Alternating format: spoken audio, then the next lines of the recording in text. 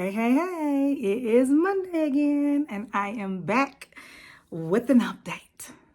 So, you already know I'm going to jump right in, but for those of y'all that don't know me, my name is Don. My last name is Hale.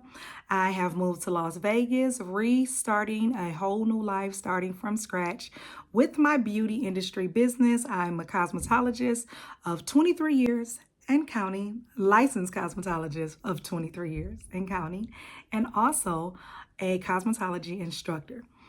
And I am here to just share my journey with you and to share my tips and tricks with you.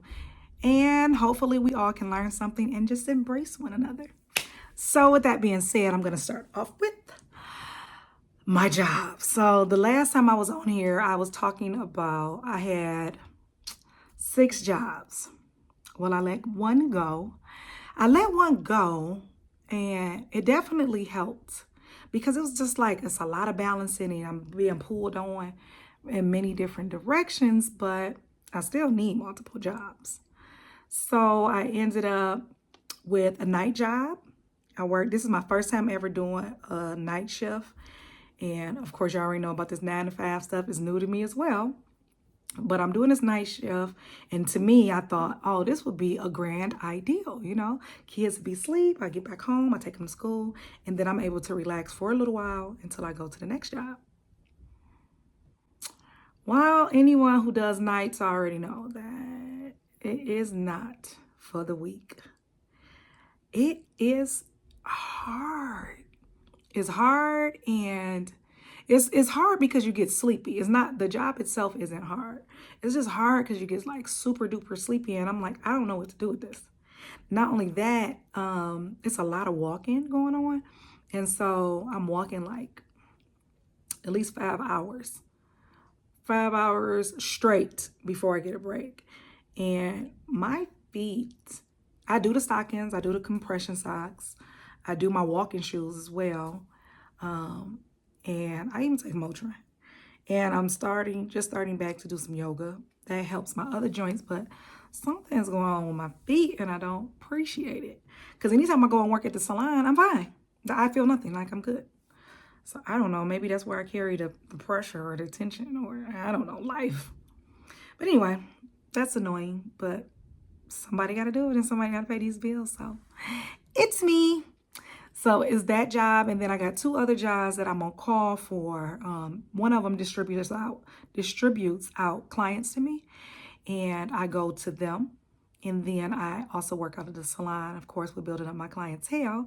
And one thing about building up your clientele is getting clients in is one thing, but retaining them is another. And what I have noticed the difference between Detroit clients and Las Vegas clients is that the culture and the climate is different, of course, right?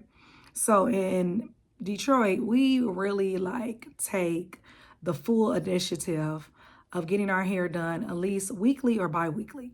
And, we go out, we dress, we make sure that everything is just like from head to toe. We keeps it neat, okay? And we keeps it clean. Not to say Las Vegas don't, but Las Vegas have another neatness. They're much more calmer. They don't really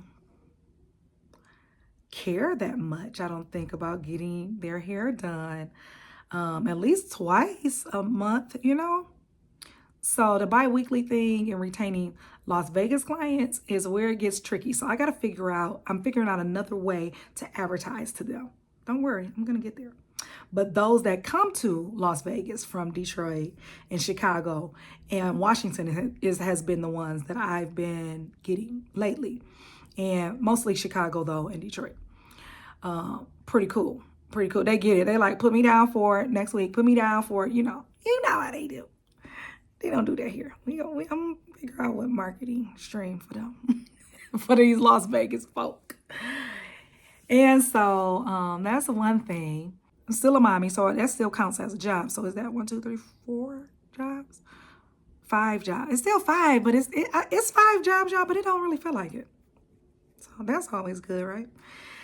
Okay, and also we found a church. I'm not sure if it's home yet. We haven't joined, but I love the energy that they have for the kids. And my biggest thing is having a great foundation for my kids to have.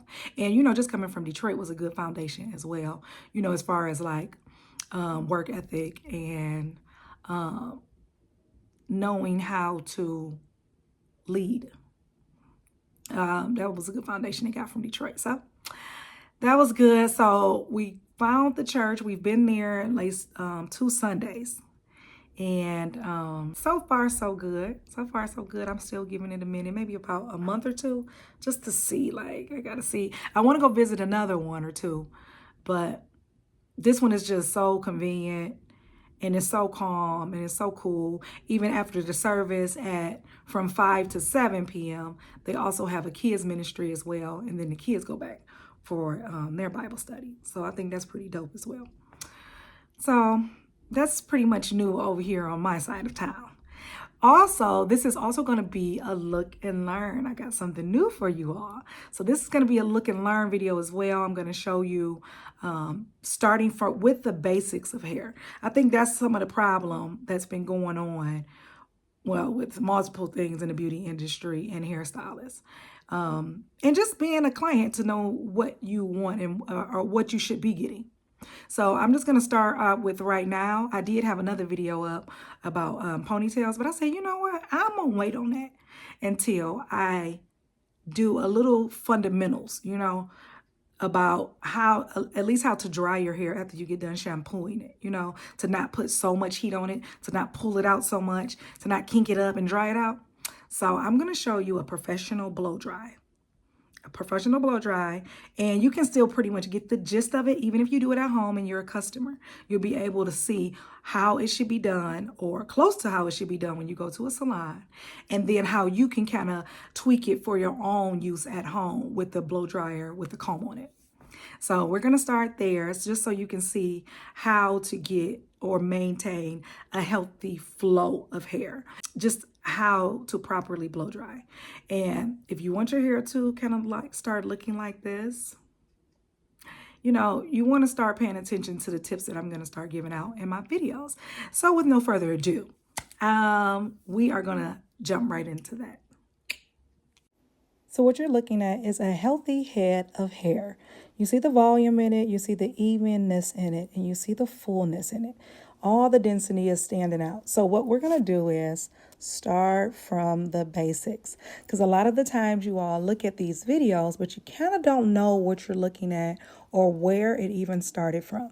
So as you can see, I started using this technique that I developed on my own about 15 years ago. And I call it the stretch and pull. You see how I'm holding on to the hair at the ends? When you hold on to the hair and you stretch it as you let the heat blow onto the hair, it helps you to straighten out the hair along the way. Now, what I would do when I first started out and I was teaching my assistants, I would let them know that this was my pre-press.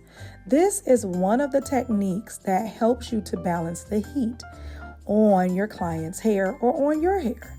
You want to make sure that you get all the heat out on the wet hair so that it doesn't absorb so much on the dry hair, especially when you start using the heated tools like, you know, flat irons, curlers, and whatever else is new out there on the market.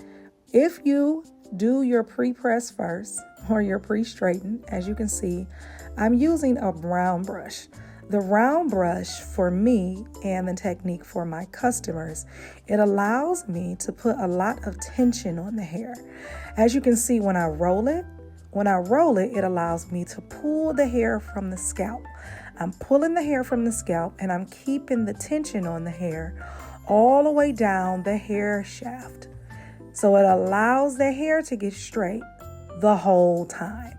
No reverting, no knots, no poofing, or perhaps even poofing up in the middle, and so you're snatching at the hair. And as you can see, I'm pulling and rolling the hair back up off of the nape of her neck or the bottom of her neck, because all I had to do was blow dry it. Just keep the blow dryer on it. I didn't have to like suction it to her head to make sure it was super straight. because it was already straight from me pulling it and putting the tension on it rather from the round brush.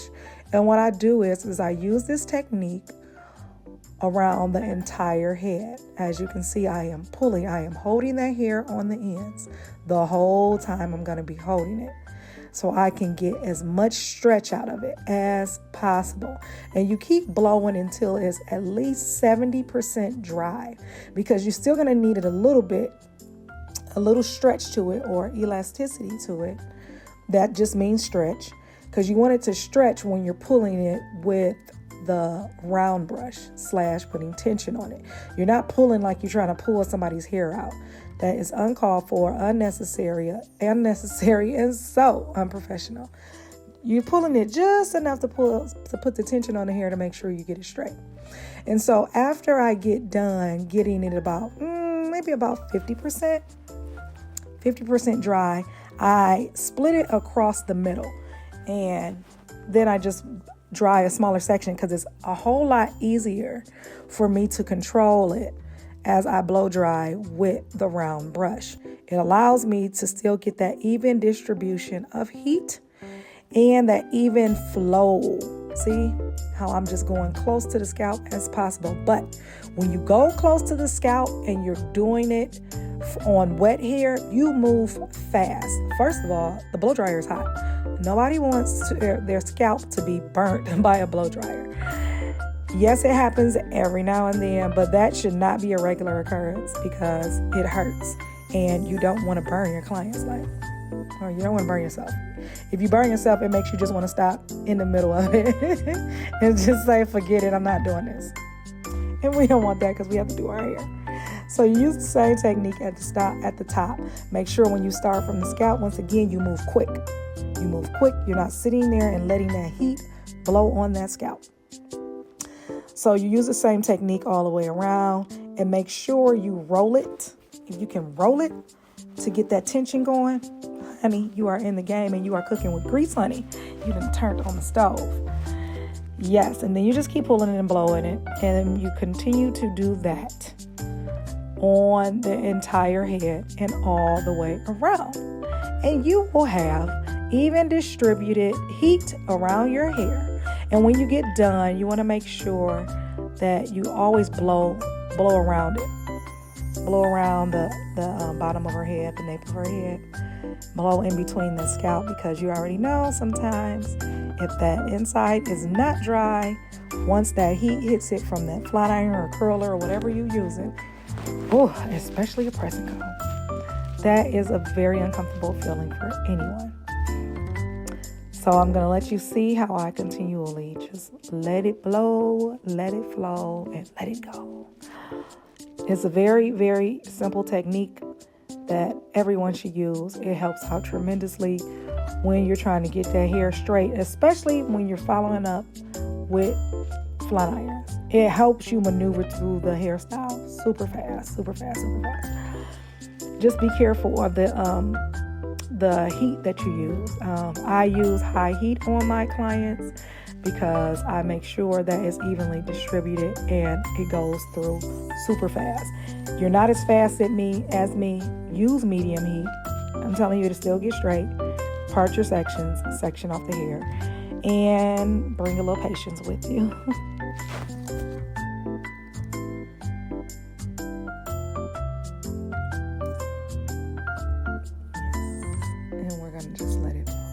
And this section is almost done. I'm going to repeat the same thing to the next section on the other side of her head. I just wanted you to see me do the front as well, because some people blow it to the back, and you don't have to blow it to the back. You can go right out to the side and blow straight down. And it will also allow you to get closer to the edges as well, and you can get those edges really good too. That's why I'm letting you see me do this side, even though it's almost pretty much just the same technique as the back.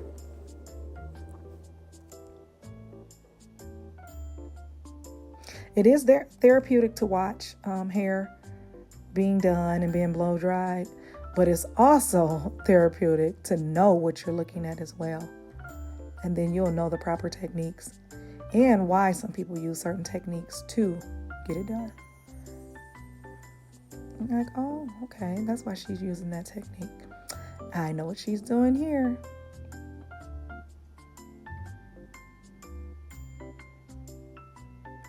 And I'm closer towards her face, so you see me like kind of rolling it back. I'm rolling it back because I'm closer to her face, and it allows me to still get that tension.